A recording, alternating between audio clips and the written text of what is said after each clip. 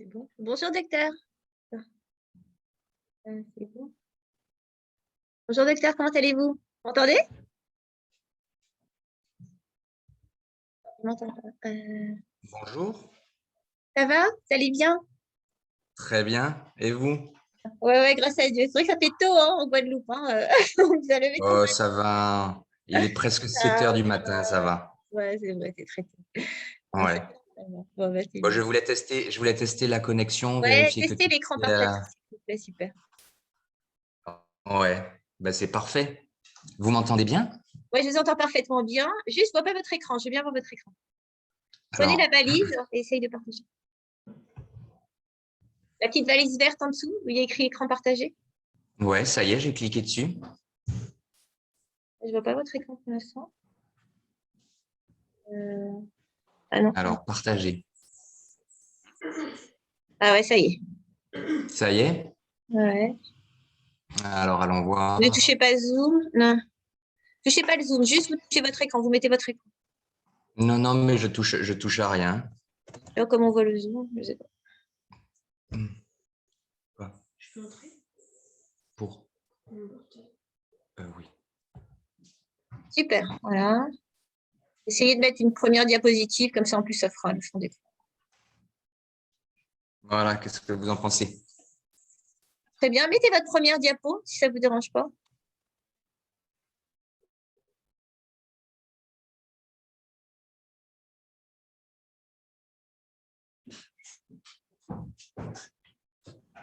Super. Voilà. Mettez la première. Ça serait encore mieux. C'est la première, hein? Là où il y avait écrit greffe osseuse. À cette Ah, place. la toute première. Voilà, ça, je pense que c'est bien. Ça vous dérange pas? Voilà. Voilà, c'est. Je garde ça en Non, attente. non, aucun problème. Voilà. Et puis voilà. Bon, on a lancé le direct sur Facebook. Donc voilà, donc on attend Ouais. les 13 heures de Paris et on démarre. Quoi, voilà. Voilà. D'accord, bah écoutez, il y a aucun problème. Je suis là, j'ai le temps de me refaire un thé. Voilà, c'est ça. Tout à café, on revient. Merci. Alors, bon, je suis content que la connexion Elle est soit bonne, en nickel. Hein. tout cas. Très bonne, très très bonne.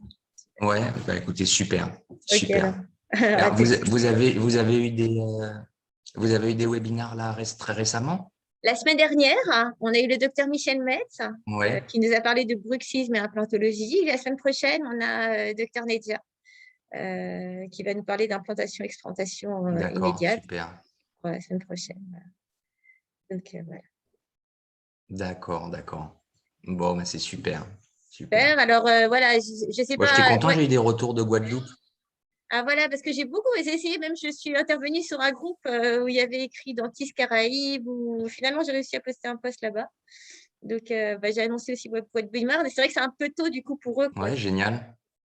Voilà. Mais il y a des courageux qui vont nous suivre, j'en suis sûre, mais voilà, c'est un peu tôt Oui, quand c'est même. possible. Après, Dans un sens, c'est avant le vous travail, quoi. savez, Vous êtes ouais, très lève ouais. tôt, vous? Ben, en général, en Guadeloupe, en fait, on commence très très tôt. Vous commencez à quelle heure de On travailler, vous? commence, moi je commence à 8 heures, mais pendant très longtemps, j'ai commencé à 7 heures. Ah Et ouais, ben, il y en a pas mal qui commencent à 7 heures, hein. ah ouais. Bon, bah alors c'est une bonne heure, alors. Voilà. Mhm. Mhm. Super, super. Voilà. Oui, ouais, ouais. J'étais content. J'ai une correspondante qui en ce moment est à Paris et qui va suivre Les le webinaires, webinaire depuis Paris. C'était rigolo. Ouais. sympa. Bah, c'est super. Voilà, voilà. Allez, je vous Bon, laisse je prendre votre reviens tout thé de comme suite. ça, quand même, comme ça on se retrouve à l'heure. Mais merci, à tout de suite. Allez, à tout de suite, au revoir.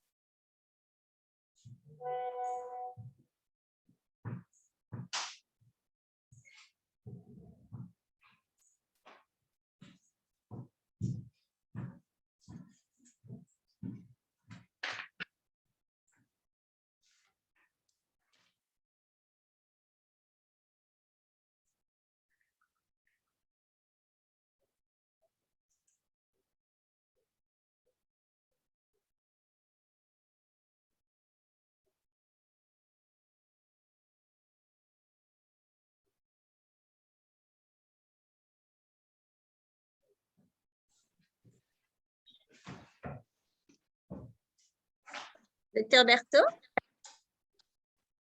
Docteur? Oui. Voilà, ben, écoutez, hein, je crois on va commencer là dans une petite minute. Donc, D'accord. Avec grand plaisir, Sophie, j'attends votre feu vert. voilà. Eh ben, webinar, donc LS, journal stomato-implanto.com, bonjour. Nous recevons aujourd'hui avec grand plaisir, hein, c'est notre ami docteur Luigi Berthaud. Alors, bienvenue aux amis des DOM-TOM et en particulier de la Guadeloupe qui se lèvent tôt justement pour suivre votre webinar. Vous me dites que vous êtes des lève tôt, donc tant mieux, ça tombe bien. Parce que nous, on est un petit peu plus, voilà, un peu plus tard, mais voilà. Alors, on a le plaisir de vous recevoir, docteur. C'est vrai que vous Oui, avez... on a eu le plaisir depuis déjà plusieurs années de publier des articles et même des vidéos de votre part justement sur l'implantologie orale. Vous êtes d'ailleurs spécialiste de chirurgie orale en Guadeloupe, en Basse-Terre, et vous allez nous présenter aujourd'hui votre spécialité, donc la chirurgie orale et en particulier les greffes osseuses autogènes. Mais je vous laisse tout de suite la parole pour nous expliquer comment réussir sa greffe osseuse autogène. Merci. très bien.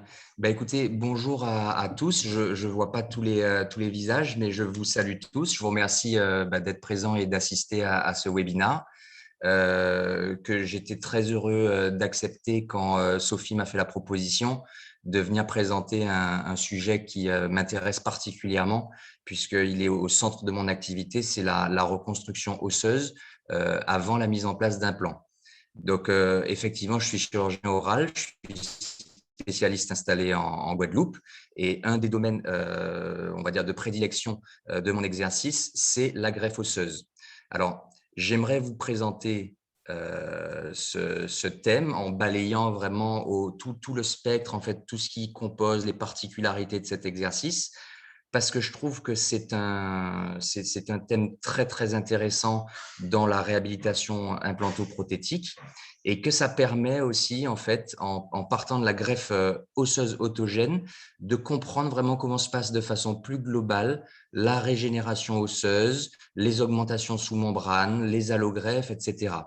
Donc, je ne sais pas exactement comment ça se passe si les participants en fait peuvent intervenir, mais enfin dans tous les cas, moi ça me dérange pas du tout Alors, que ce regardez, soit docteur, interactif. justement, alors une petite réponse. Les intervenants pourront tous intervenir. Je vous propose cependant qu'ils écrivent dans le chat, ce qui est écrit dans la discussion là sur le Zoom. Vous m'écrivez les questions, puis on les pose à la fin du webinaire si vous êtes d'accord. Voilà, ça sera le mieux. Je pense que c'est le plus clair pour vous. Ça ne vous interrompra pas tout le temps. C'est bien, je pense comme ça. C'est parfait, il n'y a aucun souci, avec plaisir.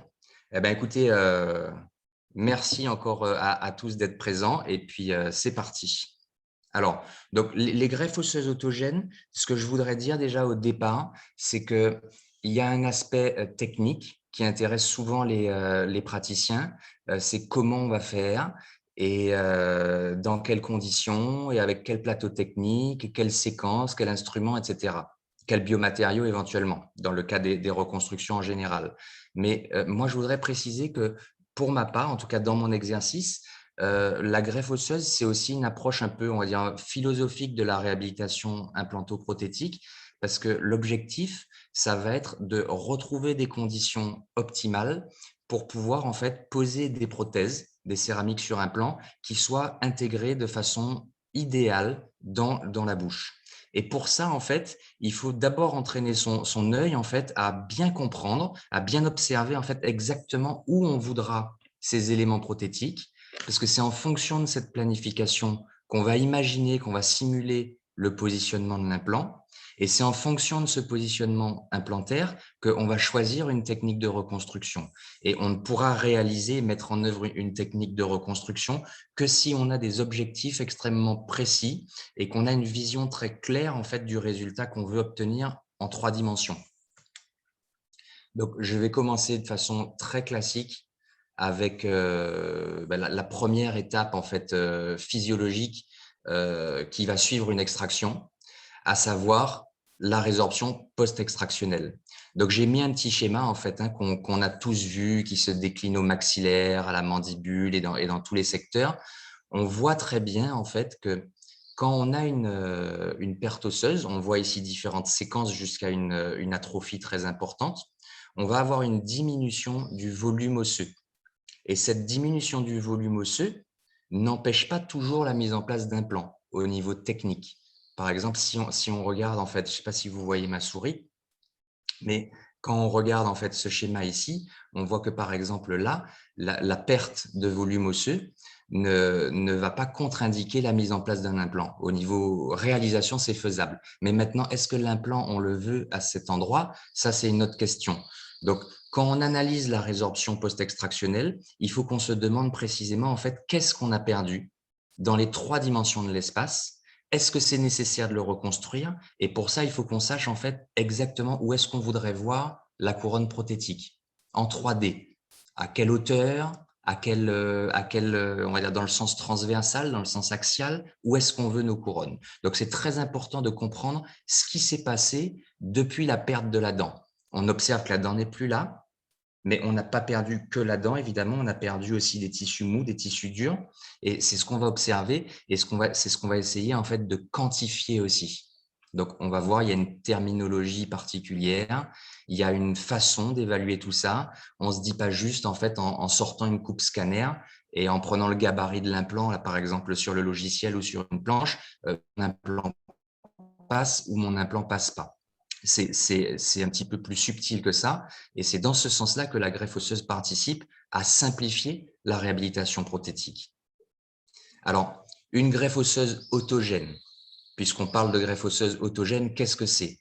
En fait, il s'agit d'aller récupérer de l'os naturel vivant sur une autre partie du corps. Donc, on est très habitué à prélever en bouche, mais ça peut être aussi à l'extérieur. L'important, c'est de prélever sur le tissu osseux du patient lui-même, et pour pouvoir en fait l'apporter et l'immobiliser à distance sur un site en fait qu'on voudrait reconstruire. Donc ça, c'est la greffe osseuse autogène. C'est ce dont on va parler aujourd'hui parce que c'est ce que je fais moi de façon la plus courante, mais ça ne veut pas dire que les autres techniques de reconstruction sont moins intéressantes. Ça veut simplement dire pour moi, et j'ai choisi de présenter ce thème, que quand on sait, en fait, quand on comprend tous les fondements, on va dire, physiologiques, biologiques et techniques de la reconstruction osseuse autogène, on est à même ensuite de savoir si une greffe avec du bio-os, avec une membrane, avec une allogreffe a une chance de fonctionner et comment on va le faire pour que ça se passe au mieux. Alors, tout d'abord, je vous parlais on va dire, d'une approche diagnostique, c'est-à-dire qu'il faut comprendre ce qu'on a perdu. Ici, par exemple, sur l'image de gauche, on voit en fait un site de prémolaire absente où on a eu une perte osseuse verticale. On voit qu'il y a un petit creux sur la crête. Alors, qu'on voit ici, hein, je passe avec la souris. Voilà. Et on voit aussi qu'on a un sinus qui est légèrement pneumatisé, donc qui commence à prendre un peu de place. Et ce qu'on voit au-dessous, sur l'image de gauche au-dessous, c'est que la crête, en fait, est un petit peu étroite au niveau du sommet. Donc, sur l'image de droite, on va faire une planification. Donc, j'ai choisi une image d'un plan un peu une image grossière, en fait, pour qu'on puisse tout de suite se rendre compte qu'on avait une petite fente dans le sens de la hauteur, mais qu'il ne s'agissait pas du sinus, ce n'est pas le sinus qui nous empêche de poser l'implant là. C'est vraiment le sommet de la crête qui est un petit peu déficient. Et dans le sens de la largeur, on voit aussi que l'implant, son gabarit, ne rentre pas complètement dans le support osseux. Donc en fait, c'est ça la démarche diagnostique, c'est comprendre exactement où on voudrait placer l'implant et comprendre ce qui nous manque comme environnement autour, au niveau osseux, pour pouvoir le faire correctement. Ici, on a une image en fait qui est un avant-après. En fait, l'image de gauche, c'est l'image préopératoire où on voit que la position souhaitée de l'implant ne nous permet pas en fait d'avoir une table externe correcte sur cet implant. Donc du coup, on sait que c'est cette partie-là qu'on devra reconstruire. Et sur l'image de droite, on va très bien voir une greffe osseuse en fait avec 2 vis d'ostéosynthèse, puisqu'il y a la paroi externe qui a été reconstruite et puis également le sommet. Ici, vous avez l'image avec la reconstruction à gauche. Donc, je repasse la souris ici. Vous voyez en fait que la partie au-dessus de la crête, le sommet, a été reconstruit. Et que ici, vous voyez 2 petites vis qui, elles, vont dans le sens du sens vestibulaire vers le sens palatin. On le voit sur l'image en bas. Et ça reconstruit la paroi externe. On n'a pas touché au sinus, puisque quand on pose notre implant sur l'image de droite et qu'on voit comment se place l'implant, on voit que d'un seul coup, en fait, on a une table externe, on a un positionnement 3D de l'implant qui tout de suite, en fait, est beaucoup plus favorable. Donc, pour moi, c'est quelque chose vraiment de très important à comprendre quand on cherche à se familiariser ou à progresser, je veux dire, en technique de reconstruction osseuse. Il faut savoir exactement ce qu'on vise.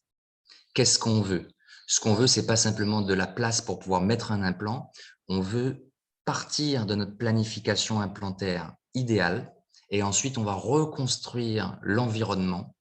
D'abord mentalement, on va reconstruire l'environnement mentalement et ensuite on va le mettre en œuvre en fonction de nos attentes. Là, on a besoin d'un peu d'épaisseur, on a besoin d'un peu de hauteur. On reconstruit en épaississant et en augmentant un peu la hauteur. Alors, ici, vous avez des coupes coronales obliques de mandibule. Donc, sur le côté gauche, la toute première image qui est ici, on voit un sommet de crête qui est en face d'une couronne de la mâchoire supérieure. Et on voit en fait sur l'image qui est juste après, où j'ai fait les petits dessins en pointillé là en jaune, que quand on simule la position souhaitée de l'implant, on n'a pas du tout d'os.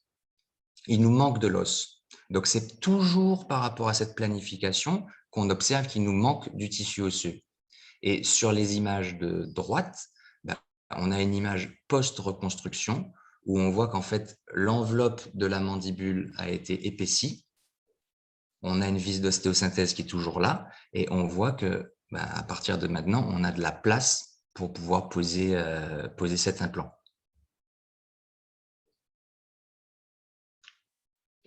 Voilà, donc ça, je le répète, vraiment très important.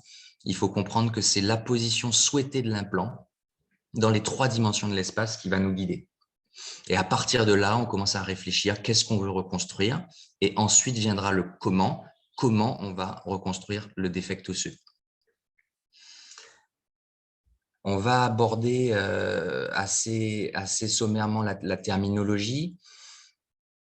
Quand on observe un défaut osseux, on peut se dire on manque d'os. Il faut aller un petit peu plus loin que ça pour savoir comment reconstruire. Il faut se demander qu'est-ce qui nous manque comme os dans les 3 dimensions de l'espace. Donc, on a ce qu'on appelle les défects transversaux. Ce sont des défauts qui sont très courants et ce sont des défauts en fait qui nous font perdre l'épaisseur de la crête. Donc, on les appelle des défects transversaux ou horizontaux. Du coup, en fait, aussitôt qu'on a un défect qu'on a caractérisé comme horizontal, on sait qu'en fait, on va devoir apporter de l'os dans ce sens-là parce que c'est le diamètre de l'implant qui passe pas. Parfois, on a des défects qui sont verticaux. Donc, les défects verticaux, ça va être des problèmes essentiellement de hauteur et c'est souvent le sommet de la crête qui diminue comme ça et qui va nous rapprocher soit du sinus, soit des fosses nasales, soit du nerf alvéolaire inférieur. Évidemment, on a des défauts mixtes. Quand on prend par exemple un maxillaire antérieur, vous prenez le cas d'une incisive ou de plusieurs incisives qui ont disparu, on va avoir une résorption transversale, donc dans l'épaisseur, puisqu'on aura perdu la table externe. Et puis dans le même temps, on va avoir une fonte du sommet de crête qui va remonter comme ça. Et puis on va finir par avoir un défaut qu'on appelle un défaut mixte. Et pour le reconstruire, on va passer par une technique qui va s'appeler le coffrage. Voilà. Les défauts complexes, Je pourrais éventuellement vous montrer des photos tout à l'heure. Ce sont souvent des défauts qui ont été causés, par exemple, par des exérèses de kystes, des exérèses de tumeurs, ou plus simplement par des résections apicales sur des sites qui étaient déjà résorbés. Donc, ça va donner des morphologies en fait qui sont un peu anarchiques, un peu aberrantes, et ce sont des défauts qui sont pas forcément plus compliqués à reconstruire, mais ils ont une architecture en fait qui est complexe, qui est dite complexe. Et comme je le note en bas, ces défauts, il va falloir les situer parce qu'on a des situations typiques, le maxillaire antérieur, le maxillaire postérieur, où on a la présence des sinus qui va apporter quelque chose de très typique en fait dans le côté préimplantaire. La mandibule avec le passage du nerf alvéolaire ou la région mentonnière. Donc, il faut qu'on situe le défaut et qu'on le caractérise, savoir est-ce que c'est un défaut horizontal, est-ce que c'est un défaut vertical, est-ce que c'est un défaut mixte, est-ce qu'il est complexe. Ce sont des choses qui sont importantes au moment de l'observation clinique. Alors ici, j'ai mis quelques images. Je ne vous entends pas, j'espère que vous êtes là, que vous voyez. On vous entend très bien, Donc, rassurez-vous, on vous voit bien aussi, hein, donc vous inquiétez pas, tout bon, va très, bien. Ça va. très bien. Alors, donc en fait, sur l'image qui est en haut à gauche, je vous montre un défaut qui est un défaut transversal. On voit en fait en sommet de crête une image typique en fait de bourrelet. Donc, c'est une zone en fait qui va fondre un petit peu moins. Et au-dessus, en fait, on a une concavité qui montre en fait la perte de la table externe après l'extraction des incisives. Et évidemment, on voit que si on veut mettre des implants à cet endroit-là, soit on fera un compromis drastique sur le calibre de l'implant, soit on va accepter d'avoir des spires visibles d'un côté ou des deux côtés. Et donc, évidemment, ce sont des choses qui sont, à mon avis, pas acceptables. Et donc, du coup, il va falloir qu'on compense cette fonte en rétablissant une épaisseur. Donc, c'est un défect transversal. En bas, je vous ai mis une image vraiment, je veux dire, la plus parlante que j'ai pu trouver d'un défect vertical, parce que tout simplement, sur les côtés, vous voyez qu'en fait, on a des pics osseux. Donc, du coup, on peut parfaitement visualiser en fait une perte dans le sens de la hauteur. Et on voit que si on veut mettre notre implant en commençant là où on a de l'os, on va avoir un décalage décollé, une morphologie prothétique, un rapport au nerf, enfin, que des choses en fait problématiques. Donc ça s'appelle un défaut vertical. Et ce qu'on va reconstruire, c'est de la profondeur vers le sommet de crête. En haut à droite, vous avez un défaut qui est lié à une chirurgie apicale sur une lésion qui était assez importante et donc du coup qui laisse un défect en fait où là on ne se rend pas bien compte, mais le défect est transfixiant, donc il va du côté vestibulaire vers le côté palatin et il y a une petite partie en haut à gauche en fait de cette espèce de trou qu'on voit là qui est le plancher de la fosse nasale gauche. Donc, ce sont des défauts, en fait, où évidemment, le défaut, il n'a pas de limite. Hein, il peut aller jusqu'à la fosse nasale, jusqu'au sinus, jusqu'au nerf. Il y a pas de règle. Hein. La nature, en fait, peut nous emmener des situations cliniques parfois exceptionnelles. Je pense qu'on va avoir des cas de reconstruction complexe. Alors, je parlais de situations typiques. Évidemment, on n'est pas tous les jours devant une situation exceptionnelle qui n'a jamais été vue, où il faut improviser. Il faut essayer de ramener toutes les situations cliniques qu'on va rencontrer. Il faut essayer de les ramener dans une case. C'est ce que je vous disais tout à l'heure. Il va falloir savoir est-ce qu'on est au maxillaire, est-ce qu'on est à la mandibule, est-ce qu'on est au prémaxillaire, c'est-à-dire sur le devant, ou est-ce qu'on est à l'arrière, sous le sinus. Est-ce qu'on a un défaut qui est fin en épaisseur ou un défaut qui est correct en épaisseur, mais il faut gagner de la hauteur. On va essayer en fait de se rapprocher de situations typiques parce que c'est ce qui va nous dire, voilà, on est dans telle situation, donc voilà ce qu'on va faire. Il n'y a pas de place pour l'improvisation. Il y a un côté un peu créatif, on le verra un peu dans la greffe, mais globalement, il faut qu'on se retrouve dans des situations typiques. Et par exemple, le prémaxillaire, donc la zone antérieure au niveau de la mâchoire du haut, on voit qu'elle a une résorption en fait qui est centripète, donc qui est majoritairement horizontale, comme on voit aussi sur l'image de droite, et qui ensuite va se faire un petit peu plus de façon verticale pour réduire la hauteur par rapport au plancher des fosses nasales. Donc, on va avoir souvent des appositions à faire dans cette zone-là, des appositions horizontales ou des coffrages. Le maxillaire postérieur, lui, alors évidemment, il est comme tous les secteurs, il est intéressant, mais il est placé en fait sous une cavité aérienne de la face qui est le sinus maxillaire. Et on voit que ce sinus, quand les dents sont absentes, va se pneumatiser, c'est-à-dire qu'il va avoir tendance à augmenter de volume avec la pression ventilatoire et il va en fait affiner le volume osseux disponible pour les implants en partant du sinus et en s'étendant vers la crête. Donc, le sinus grandit et nous consomme de l'os. Et dans un même temps, on va avoir une résorption qui part, elle, de la bouche, qui part du sommet de crête et qui descend. Donc, on va avoir un affinement des deux côtés. Et quand vous regardez un secteur édenté au niveau du maxillaire postérieur, vous pouvez vous demander qu'est-ce qu'on a perdu? Est-ce que c'est mon sinus qui s'est trop pneumatisé? Est-ce qu'au contraire, c'est mon sommet de crête qui s'est déplacé avec la résorption? Est-ce que j'ai les deux? Et pour ça, en fait, vous pouvez faire une planification en posant l'implant virtuellement et en observant en fait dans toutes les dimensions de l'espace ce qui vous manque. Donc là, on est dans le cas du maxillaire postérieur. On va prendre une mandibule postérieure. Alors, la mandibule postérieure, elle, c'est la, comment dire, c'est la configuration en fait clinique la plus technique, le plus souvent la plus complexe, parce que pour plein de raisons, je vais en parler tout à l'heure, mais on a une résorption dans le sens de l'épaisseur, et on a aussi, et quand ça arrive, c'est complexe, une résorption dans le sens de la hauteur. Et on voit par exemple cette situation clinique où on a en fait où on a une fonte mixte pour le coup. On a eu une fonte horizontale, on la voit très bien sur l'image de gauche avec les deux grosses flèches jaunes. Et on a aussi une fonte verticale où on voit qu'on est très à distance du pic osseux proximal que je vais essayer de vous montrer. Voilà là. Alors, ce petit pic osseux que vous voyez, il est fondamental.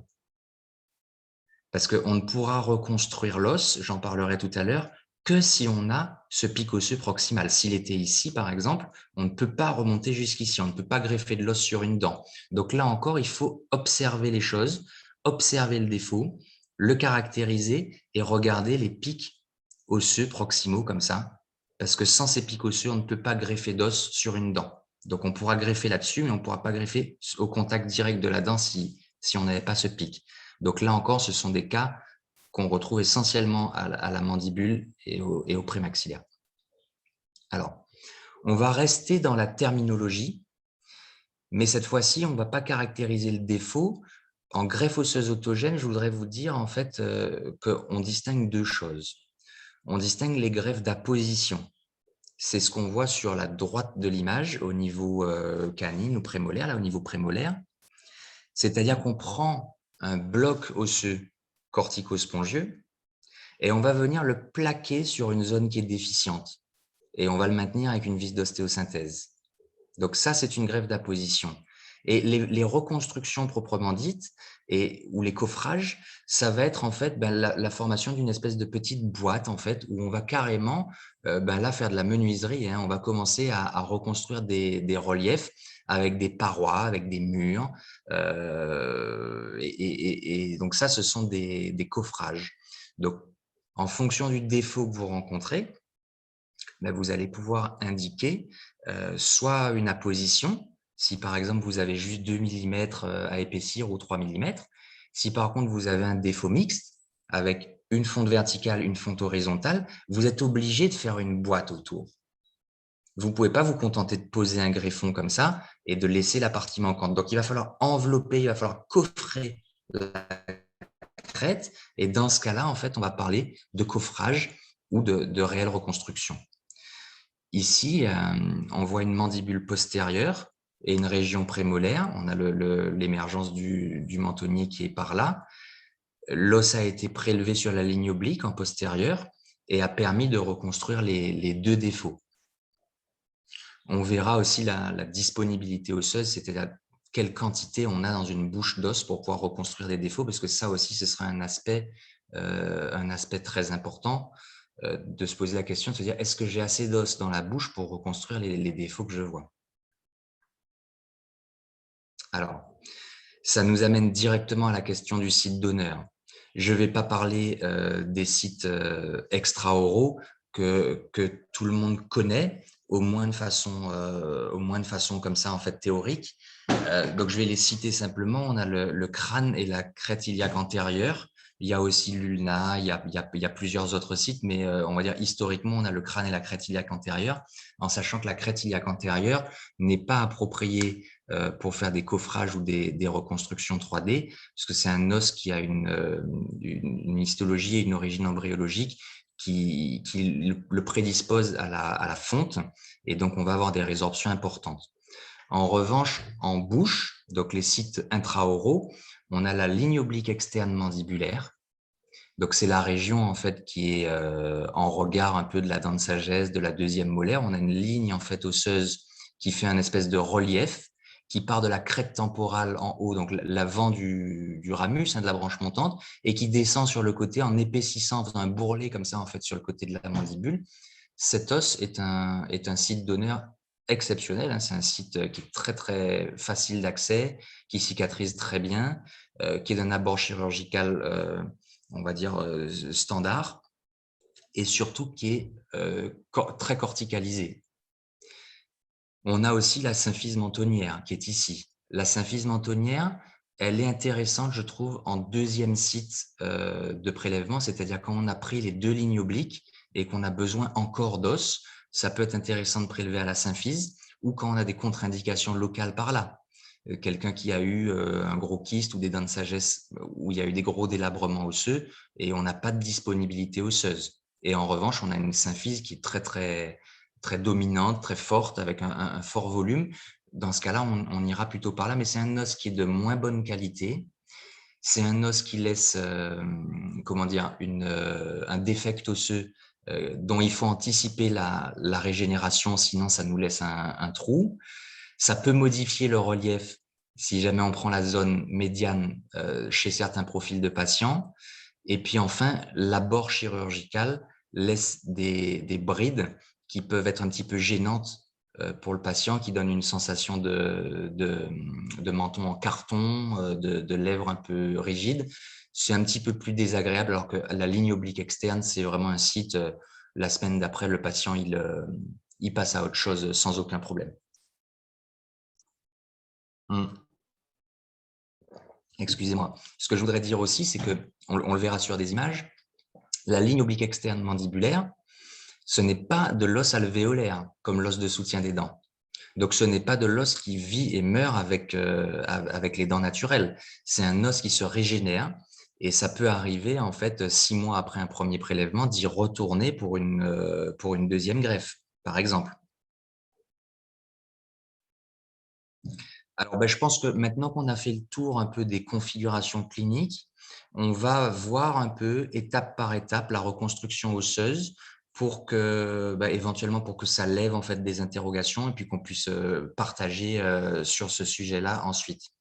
Donc, je vous montre un cas qui est aussi un cas tout à fait typique, c'est-à-dire une incisive centrale. Une incisive centrale perdue, on sait qu'on va avoir une table externe qui, le plus souvent, va fondre. On va être amené à la reconstruire pour plusieurs raisons. Excusez-moi. On va être amené à la reconstruire pour plusieurs raisons. La première, c'est parce qu'on a besoin en fait de mettre un implant dans un positionnement 3D optimal et de dimension optimale, et évidemment pour des raisons esthétiques aussi, pour avoir une morphologie prothétique idéale, un positionnement 3D de l'implant parfait. Donc ici, on voit une fonte dans le sens de l'épaisseur, donc un défect transversal. On va faire un abord avec une double décharge toujours, c'est-à-dire que, enfin toujours, je partage uniquement ma technique opératoire, hein. Donc évidemment, il y a plusieurs techniques, mais je profite de l'illustration par ma technique opératoire en fait pour pouvoir vous expliquer en fait ce qui fait que ça marche et ce qui fait que ça marche pas dans certains cas. La double décharge en fait oblique vestibulaire comme ça va nous permettre d'obtenir une laxité qui va nous permettre de faire tout type de reconstruction osseuse. Si jamais on n'obtient pas cette laxité, donc si on ne fait pas ça, on prend le risque en fait d'avoir des problèmes de recouvrement et donc des problèmes de succès de greffe. Donc, c'est très important de comprendre que les images que vous pouvez voir en fait avec parfois des incisions à minima, des choses comme ça, on peut montrer un cas comme des histoires de chasse. Je peux vous montrer des cas en fait où on penserait au départ que ça va pas marcher et puis en fait ça marche alors que j'ai fait une incision minuscule, etc. Mais là, j'essaie de vous partager en fait les fondamentaux pour avoir des techniques en fait qui soient reproductibles dans toutes les situations cliniques. Donc ici, on a deux décharges obliques vestibulaires qui sont centrées en fait sur la région qu'on veut épaissir, et vous voyez qu'ils partent de façon oblique vestibulaire. Elles remontent pas comme ça verticalement, elles partent de façon oblique vestibulaire, et c'est important parce que ensuite on va avoir besoin en fait de tracter le lambeau. Je vais vous montrer comment. Et quand on va le tracter, on va se retrouver avec une base qui sera plus large en fait par rapport au haut. Et ça va nous donner de la souplesse et de l'aisance pour les sutures et éviter des lâchages, des choses comme ça.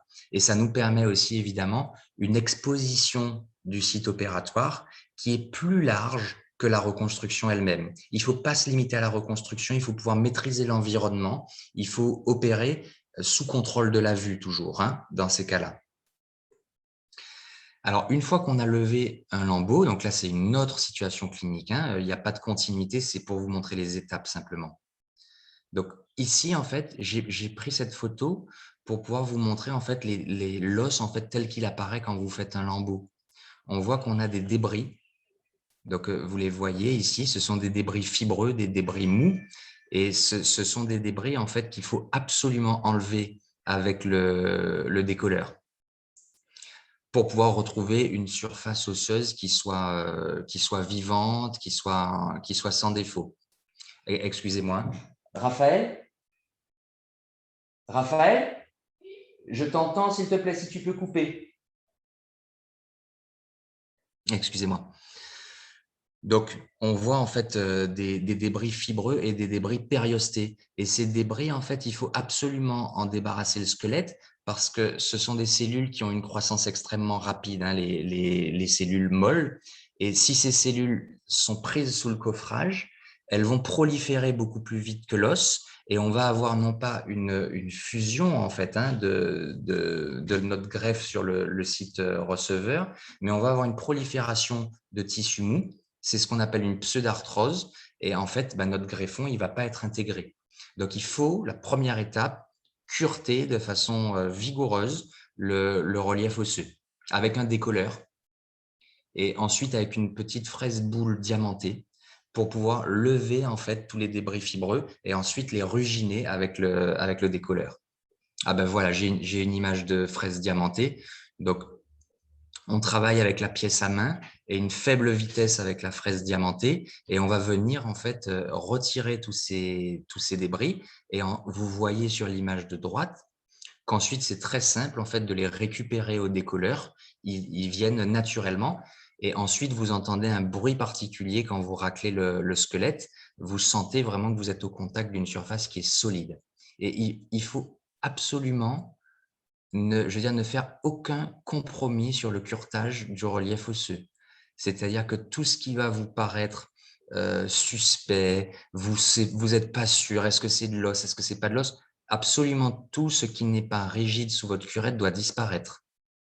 Ça, c'est vraiment très, très important parce que c'est très frustrant si vous faites un beau coffrage et que ensuite vous vous rendez compte 4 mois après qu'en fait vous avez une prolifération fibreuse au milieu de votre greffon parce que vous avez laissé du flanc en fait dans le montage. Donc ça, c'est très, très important.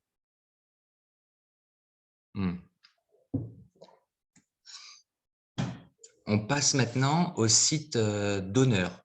Alors, on va aborder uniquement la ligne oblique externe, tout simplement parce que secondairement, si vous voulez, on pourrait aborder le site symphysaire, mais c'est pour avoir des images en fait vraiment fondamentales, avoir une vision très très claire en fait de la reconstruction osseuse.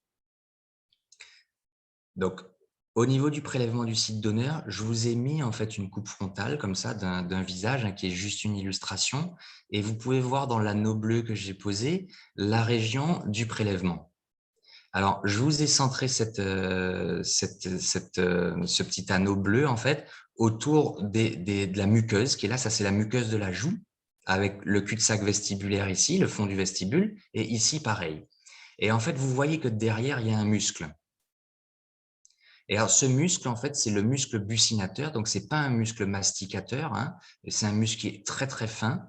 Et c'est important, en fait, de comprendre où il se trouve, parce que au niveau de l'abord, moi, je vais vous proposer toujours de faire un abord qui soit pas un abord au collet des dents. Regardez, par exemple, l'image de gauche, vous voyez une dénudation radiculaire. Vous voyez, en fait, donc, que si vous voulez faire un abord type dent de sagesse avec une incision au collet, ben, on va traumatiser encore cette zone. Ça, c'est la première chose. Et puis ensuite, la zone sur laquelle on veut prélever de l'os, en fait, elle est assez basse. Je vous la montre sur l'image de droite. C'est une illustration, donc c'est pas très fidèle, hein, mais globalement, on est là.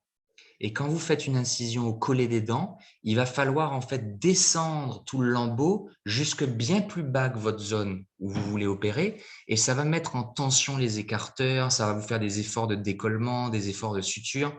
Donc, je vais vous proposer toujours de passer par une incision dite en pleine muqueuse, c'est-à-dire dans la joue, à environ 1 centimètre, mais ça peut aller jusqu'à 2 centimètres, c'est pas ça l'important, mais une incision dans la joue. Et vous voyez que l'incision dans la joue, en fait, que je fais sur l'image de gauche, elle va s'arrêter aussitôt qu'on a franchi la muqueuse et qu'on arrive sur le muscle buccinateur. Vous ne pouvez pas le louper. Vous tombez directement sur ce muscle buccinateur qui a des fibres, en fait, avec cette orientation qu'on voit sur la deuxième image. Une orientation, en fait, comme ça, de droite à gauche. Et alors, ce qui va être, je veux dire, approprié à ce moment-là, dès qu'on est tombé sur le muscle buccinateur, on peut aller jusqu'au site mentonnier si on a un très grand prélèvement ou un abord pour autre chose. Mais là, voilà, c'est un abord suffisant pour prélever au niveau de la ligne oblique. Donc, dès qu'on arrive sur le buccinateur, on va remonter avec des ciseaux sous la muqueuse qui est ici. Donc, on va dire en fait qu'on fait une dissection au ras du muscle buccinateur et on va remonter vers le squelette par ici, ce qui permet de ne pas léser. D'abord, on va être directement, regardez sur la troisième image, en regard du squelette. On est remonté sur le muscle buccinateur, on l'a traversé quand on était dans la partie la plus médiane, et donc quasiment au contact des dents, mais sans toucher au collet. Et ensuite, on va pouvoir récliner les tissus avec un décolleur, comme vous le voyez, et redescendre en direction de l'angle mandibulaire. Alors, je vous donne un petit, on va dire, ça c'est une petite astuce que je partage avec vous, parce que ça me semble vraiment intéressant de la connaître, celle-là. Là, vous voyez, en fait, le buccinateur était par là, sur l'image de gauche. On a incisé le buccinateur et hop, on se retrouve en profondeur dans les tissus et on a tout de suite une ligne oblique qui est exposée où on voit bien notre site opératoire. Et à ce moment-là, de façon systématique, moi, je complète mon anesthésie locale en piquant au travers en fait du périoste, au travers de cette aponévrose, parce que l'aponévrose du masséter, là on est dans l'aponévrose interne du masséter, on est en train de décoller un peu le masséter pour pouvoir nous faire de l'espace contre le squelette. On a traversé le buccinateur pour rentrer. Et ensuite, on a besoin de récliner toute cette masse pour pouvoir avoir de l'espace contre le squelette.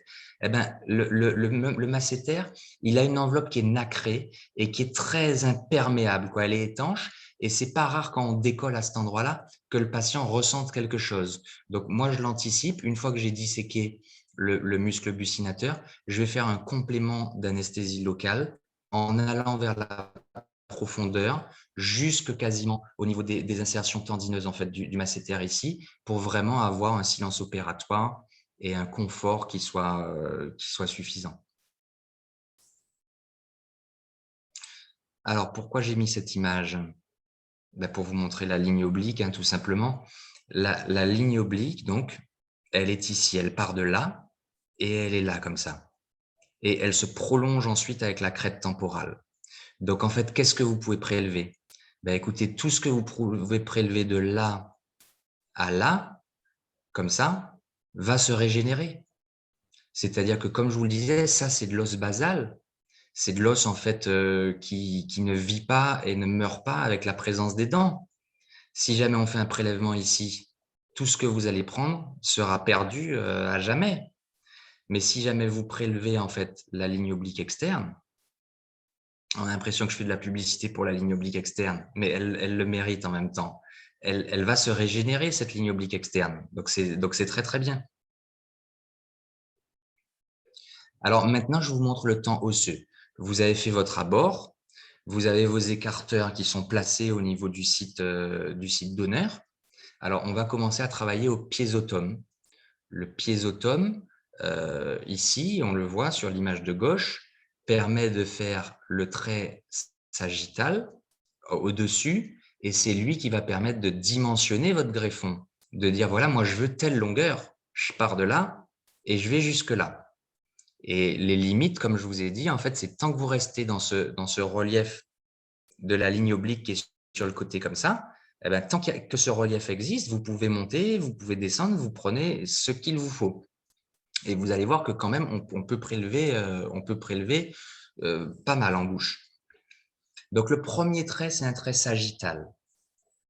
Les deuxièmes traits, ce sont des traits en fait verticaux. Donc, ce sont les traits qui vont limiter antérieurement et postérieurement votre greffon. Quand vous faites on va l'appeler cette incision osseuse, quand vous rentrez dans le squelette, vous savez que vous avez le nerf à l'arrière. Donc, comme vous l'avez vu sur le panoramique ou si vous avez fait un cone beam sur votre cone beam, vous savez à peu près en fait à quel niveau il se trouve. S'il est à 1,5 cm, ben, vous savez que vous pouvez y aller sans aucun problème. Si par contre il est plus proche du sommet, plus proche en fait de votre piésotome, à ce moment-là, vous entrez le piésotome au maximum de la profondeur, et puis petit à petit, en fait, vous allez sortir le piésotome et ne le laisser pénétrer que au niveau des dents qui sont là, les deux dents qui sont ici. Voilà. Et enfin, ben ici, vous voyez, par exemple, une fois que le prélèvement est fait, on voit le nerf alvéolaire inférieur. Donc, tout ça, c'est pour vous expliquer, vous voyez l'empreinte du nerf alvéolaire inférieur, qu'il n'y a pas de contre-indication au prélèvement quand il y a le passage du nerf. Vous pouvez y aller, il n'y a pas de problème. J'accélère un peu. Au niveau de la quantité disponible, ben, vous voyez que dans une bouche, là, par exemple, 2 ramus de prise, 2 lignes obliques, pardon, et on a vraiment de quoi reconstruire des défauts tranquillement. Ici, on va passer, donc la partie du site donneur, c'est terminé. On fait un rinçage à la bétadine, un rinçage au sérum, et puis on referme. La troisième étape, c'est l'étape de la reconstruction proprement dite. Donc, on récapitule d'abord, vous avez ouvert votre site, le site à reconstruire. Vous vous êtes rendu compte un peu des dimensions, du volume, de la morphologie du défect. Ensuite, vous allez récupérer de l'os au niveau du site donneur. Et ensuite, vous retournez pour l'étape dite de reconstruction. Là, c'est une partie qui est plus créative parce que bah, vous allez avoir à sculpter votre greffon pour qu'il s'adapte parfaitement. Et ensuite, il y a une séquence à passer pour pouvoir avoir une ostéosynthèse de qualité, passer les vis et venir s'ancrer. Ça, c'est une partie qui est plus difficile à transmettre avec des diapos. Il faudrait passer plus de temps à partager là-dessus parce qu'il y a vraiment en fait une partie un peu, c'est du compagnonnage, ça s'apprend avec un autre praticien pour vraiment comprendre comment ça se passe. Le temps de l'ostéosynthèse, eh ben, c'est le temps où le greffon. Donc là, par exemple, on a un coffrage en fait où on a un greffon en vestibulaire, un greffon en palatin et un greffon en sommet de crête. Donc on passe des séquences de forêt, on passe nos vis et vous voyez qu'ensuite on a un montage qui rétablit une anatomie naturelle ou quasiment. Alors ça, c'est quelque chose que j'utilise. Je ne l'utilise pas systématiquement, je ne peux pas dire ça, mais je l'utilise de temps en temps. C'est pour s'adapter à la courbure d'arcade, surtout au niveau quand on est dans une région canine, on a la courbure qui est comme ça.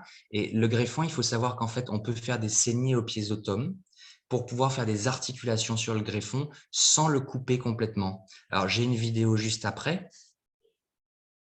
Je vais la mettre, j'espère que vous la verrez.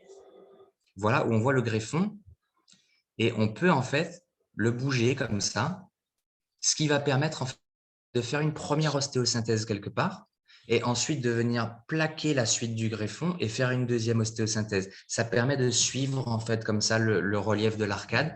On peut être très créatif. À condition de respecter certaines règles, on peut faire beaucoup de choses. Voilà. Une fois qu'on a fait notre reconstruction, la reconstruction, elle est parfaitement fixe. Elle est maintenue par des vis, il va falloir la recouvrir. Et ce temps de couverture, ça s'appelle le dédoublement mucopériosté. Et je vous ai mis des images là, en fait, on va dire 4 images, où on voit d'abord le lambeau que je tire, et je peux vous garantir que ça n'a aucune souplesse. C'est-à-dire que si vous avez apporté de l'os et que vous voulez recouvrir avec votre couverture muqueuse et que vous n'avez pas disséqué, eh ben, vous allez buter et vous ne pourrez absolument pas refermer. Et si vous essayez de refermer en tension, ça peut vous donner l'impression en fait, d'avoir un résultat correct, mais à 100%, ça se rouvre. Il faut qu'il y ait le minimum de tension dans votre lambeau. Donc, en fait, vous allez inciser la face interne du périoste parce que c'est lui qui donne on va dire, l'élasticité. Quand je dis élasticité, c'est plutôt en fait l'impossibilité en fait de souplesse à votre lambeau. Donc là, vous voyez, vous avez l'os, vous avez le périoste en fait qui vient adhérer dessus. S'il n'est pas incisé d'une décharge à l'autre, vous avez vos 2 décharges comme ça, il faut inciser d'une décharge à l'autre complètement. À ce moment-là, vous n'aurez pas de laxité et donc pas de possibilité de fermeture. Un cas particulier, celui de la greffe préimplantaire, où on voit en fait ici qu'il y a eu un forage. On avait des spires à nu, ou en tout cas, je voyais qu'on aurait eu des spires à nu. Et donc, du coup, si la vis d'ostéosynthèse, elle passe, on peut tout à fait mettre un greffon en vestibulaire comme ça. C'est une forme de régénération osseuse. Hein. Ce serait une membrane, ce serait pareil, on va dire. Hein. Mais ce qu'il faut comprendre, c'est qu'à partir du moment où on maîtrise une technique, elle se décline, on va dire, avec les membranes, avec les biomatériaux, etc. Mais on peut tout faire. Alors ça, je vous mets cette image pour vous dire qu'en fait, parfois, ce qui fait que les choses ne fonctionnent pas, ce sont uniquement des détails. Ce sont souvent que des détails. Et ça va être très, très important d'avoir des points de vigilance, c'est-à-dire de savoir où regarder pour savoir en fait qu'est-ce qu'éventuellement on a mal fait ou qu'est-ce qu'il faut qu'on corrige, qu'est-ce qu'il faut qu'on prenne en compte pour qu'on passe en fait du risque d'échec à une possibilité de succès en reconstruction osseuse. Mais ce sont que des détails et c'est ce qui fait au début, quand on commence en reconstruction, qu'on peut se dire c'est frustrant parce que j'ai des résultats aléatoires, ça marche pas, la greffe osseuse ça marche pas. C'est pas que ça marche pas, c'est que avant d'arriver en fait à on va dire un niveau de respect en fait des conditions biologiques qui sont nécessaires pour que la greffe fonctionne, eh ben, il va se passer un petit peu de temps, il va falloir apprendre à prendre en compte ces petites choses. Donc, moi, je vais parler de l'harmonie du montage. Vous voyez ici une greffe sur le côté gauche et vous voyez quand les implants sont posés à droite. L'harmonie du montage, c'est qu'il faut pas qu'il y ait d'espace mort, il faut pas qu'il y ait de marche d'escalier, il faut pas que ce soit en fait juste un greffon posé comme ça à l'endroit où on veut et puis sur les côtés du vide. L'harmonie du montage va faire qu'en fait il y aura pas d'infiltration fibreuse dans ce montage, il y aura peu de résorption osseuse parce qu'on respecte la morphologie naturelle du patient. Donc là, c'est un cas où on voit bien ça.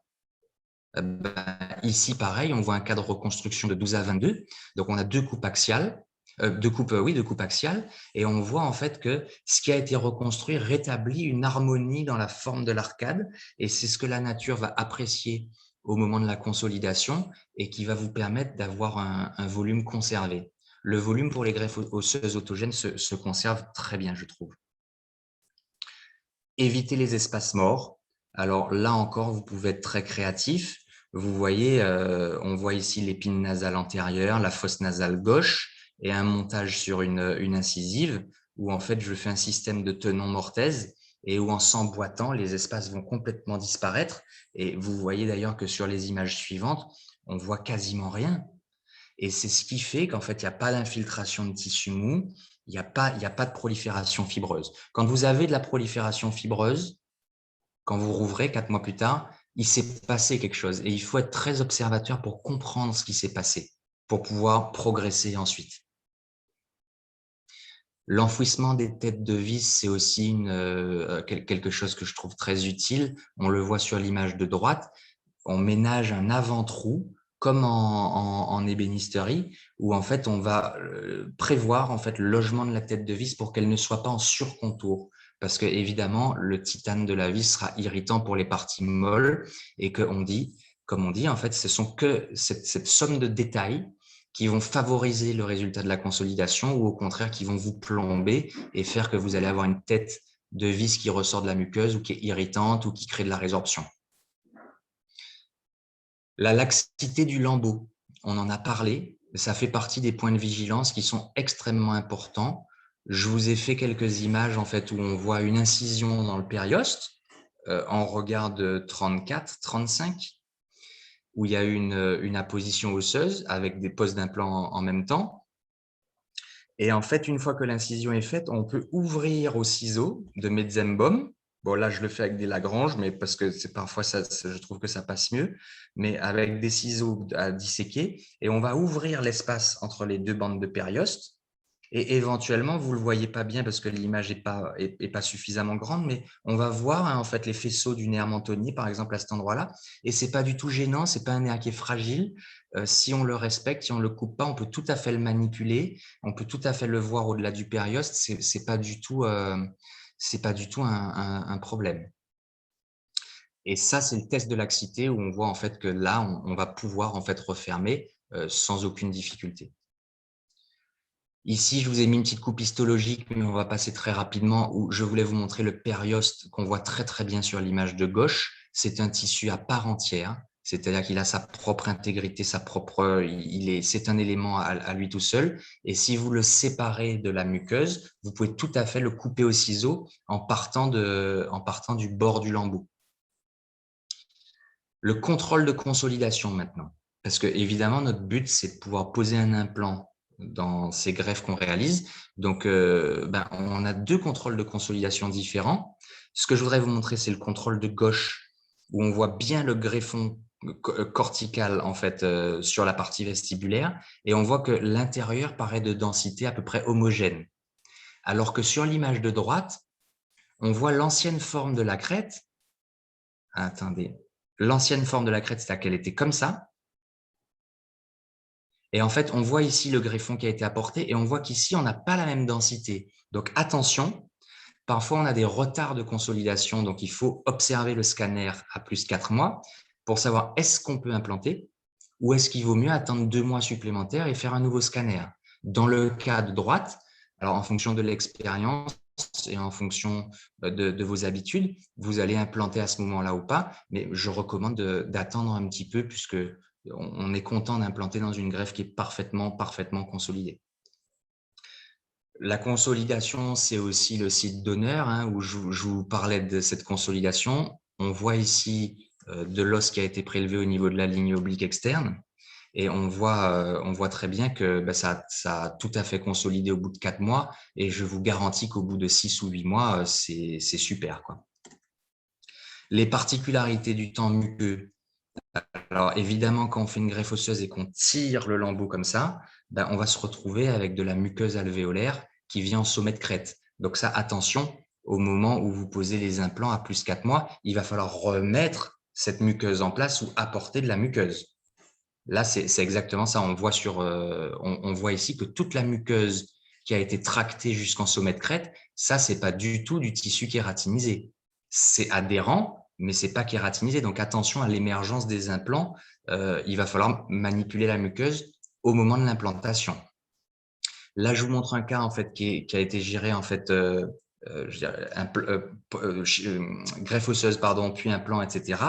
Et où en fait j'ai fait une greffe épithélio-conjonctive parce qu'on voit qu'en fait ben, l'implant a été posé avec une incision sur la crête, mais comme la muqueuse avait été déplacée, elle avait été tractée, on était dans la muqueuse alvéolaire.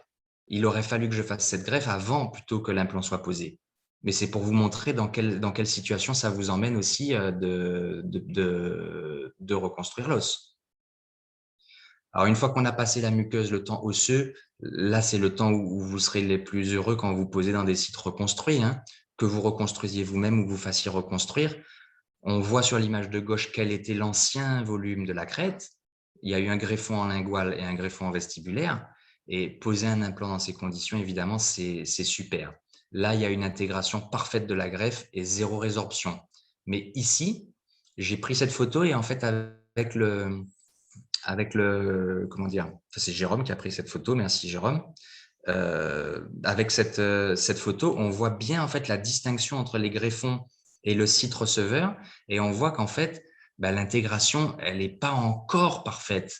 Et dans ces cas-là, quand vous mettez en place les implants, regardez les implants qui sont en haut à droite, il va falloir avoir un forage très doux, il va falloir avoir un forage qui ne soit pas sous-dimensionné, et il va falloir avoir une insertion des implants qui est progressive. Et parfois même, je vais laisser les vis d'ostéosynthèse pendant la mise en place des implants pour éviter une luxation du greffon ou une mobilisation du greffon. En soi, ce n'est pas du tout un problème, mais il vaut mieux essayer de ne pas se retrouver dans des situations où on a encore à allonger l'intervention ou à remettre des vis, etc. Alors, les complications, très, très important, les complications n'arrivent jamais sans raison. On n'a pas une complication comme ça. Ça ne veut pas dire qu'on peut tout éviter, hein. On est dans une activité où on a des complications, c'est comme ça. Et il faut les accepter avant de se lancer dans quel que soit l'acte, je pense. Il faut accepter l'idée qu'on ait des risques de complications. Mais il faut comprendre. Il faut tout faire pour comprendre, pour pouvoir ensuite affiner la technique et s'adapter aux différents profils des patients. Je vous montre des choses d'abord qui ne sont pas en fait des complications post-opératoires, mais qui sont juste des suites. On a un gros œdème à gauche. Je vous montre volontairement un gros œdème.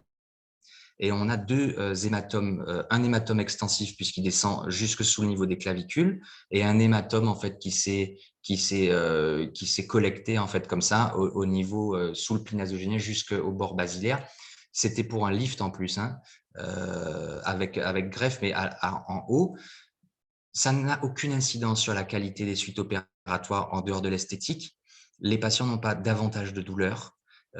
S'ils sont bien rassurés et qu'ils ont bien compris ce qui était prévu et qu'ils vous font confiance, je veux dire, ça ne crée aucun problème. Ces patients n'ont pas plus souffert que les autres et ont eu des suites opératoires normales. Mais c'est important de savoir à quoi vous attendre.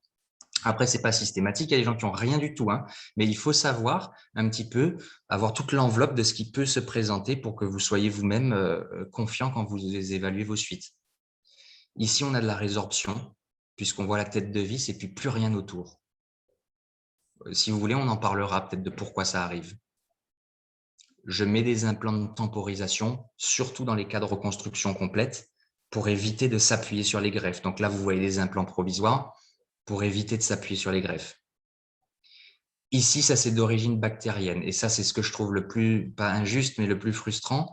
C'est quand vous reconstruisez dans un site où il y a eu des antécédents d'abcès, des chirurgies apicales, des sinusites, où il y a des microbes. Ben, là, c'est une reconstruction à plus 4 mois. Et quand j'ai nettoyé tout ce qu'il fallait nettoyer après avoir reconstruit, parce que je vous dis, il ne faut pas faire de compromis, ben, il reste ça. Voilà, il reste ça. Donc, évidemment, il y a eu une construction au même moment.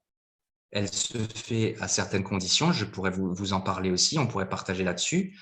Mais ça, ce sont des situations extrêmement frustrantes. Mais ça ne veut pas dire qu'on peut pas, que ça ne se gère pas. Ça se gère. D'ailleurs, cette patiente a ses implants en bouche maintenant. Granulome sur corps étranger. Ici, vous voyez, il y a des petits matériaux qu'on voit là sur la gauche. Ça, je vous montre ce cas parce que c'est un cas, ça c'est une image préopératoire, mais ça n'a pas fonctionné au niveau de la reconstruction osseuse. J'ai eu beaucoup de fonte sur certains endroits et ça, c'est lié en fait à la présence de corps étrangers qui n'a pas été bien cureté. Il y avait eu du bios, il y avait eu plein de choses qui avaient été mises avant. Et donc, du coup, au moment de la reconstruction, on a ces corps étrangers qui ne sont pas intégrés et qui vont déclencher de la fibrose. Et enfin, l'ennemi juré de la greffe osseuse, le tabac. Le tabac, c'est vraiment ce qui peut le plus nous ennuyer. Ici, on a un mélange d'autogreffe et d'allogreffe. Et le tabac, en fait, nous a directement amené à un échec, en fait, avec une exposition. C'est pareil, ça se gère, mais on pourrait parler de comment ça se gère d'ailleurs, mais c'est typique avec le tabac. Il faut savoir poser parfois des contre-indications relatives pour la réalisation des greffes. Mais il y a aussi, comme on le voit ici, des reconstructions qui permettent de poser des implants dans de très bonnes conditions. C'est 95% des situations cliniques où on voit ici une dame en fait, qui a eu sa reconstruction osseuse pour un défaut complexe et qui, vous voyez, en fait, a ses implants en place et à qui ça change la vie parce qu'elle ne pouvait pas avoir d'implant avant. Ah, excusez-moi, je fais un petit branchement.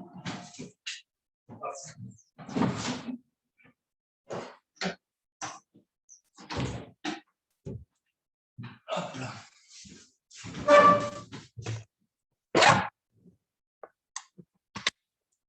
Voilà, me revoilà. Et donc, on arrive à la dernière image qui m'a fait sourire quand je l'ai trouvée parce que j'en cherchais une pour clôturer la présentation. En fait, ce que je voudrais vous dire pour conclure, c'est qu'en tant que spécialiste de la restauration, de la réhabilitation, je pense qu'en fait, nos mains ne peuvent pas réaliser quelque chose qu'on n'a pas parfaitement conçu, compris et qu'on n'a pas parfaitement observé au moment du bilan initial. Ici, on voit une reconstruction qui est réelle, hein, c'est vraiment arrivé ça, et qui est évidemment catastrophique. Et on se rend compte quand on veut, par exemple, faire un portrait, hein, quand nous-mêmes on veut faire un portrait, qu'au moment où on prend le crayon, il y a plein de choses qui nous manquent. On sait plus exactement comment il faut faire. Et ça vient en fait d'un déficit d'observation. C'est-à-dire qu'en fait, on ne sait pas exactement en fait ce qu'on souhaite reconstruire, qu'est-ce qu'on veut reproduire exactement. Et donc du coup, en fait, au moment où on prend les instruments, il y a toute cette ignorance en fait qui débarque, toutes ces lacunes en fait qui apparaissent. Donc il faut bien observer ce qui est naturel. Le tissu qu'on veut reconstruire, il faut le comprendre. Et à partir de là, en fait, dès qu'on sait exactement quel volume on veut rétablir, on est déjà beaucoup mieux préparé pour pouvoir le mettre en œuvre. En aucun cas, la technique ne pourra permettre de compenser un déficit au niveau de la compréhension en fait, de ce qu'on souhaite réaliser. C'est très, très important. Voilà, on arrive au bout de cette présentation. J'espère que ça vous a plu. Moi, j'ai pris beaucoup de plaisir à vous la partager. J'ai trouvé vraiment que vous avez été très, très, très, très clair et très pédagogue, je dirais, dans votre approche. Merci à tous d'avoir suivi ce webinaire. Alors, du coup, si vous avez des questions, peut-être qu'on peut déborder encore 5 minutes, mais j'en ai pas vu d'écrit. Ou alors, on se dit qu'on pose des questions au docteur Berthaud et vous nous répondrez. Et puis, dans ces cas-là, on met la suite, en fait, au niveau donc, du journal Stomato en Planto, notre page Facebook. On vous informera de toutes les questions éventuelles que vous avez eues éventuellement par rapport au webinaire. Voilà, écoutez, que ce soit l'une des options, avec plaisir. Voilà, merci infiniment, docteur. Merci beaucoup. Très bonne journée. Au revoir. Merci beaucoup. À bientôt. Merci, au revoir. Merci. Passionnant. Ouais, merci. Merci, c'est gentil. À bientôt.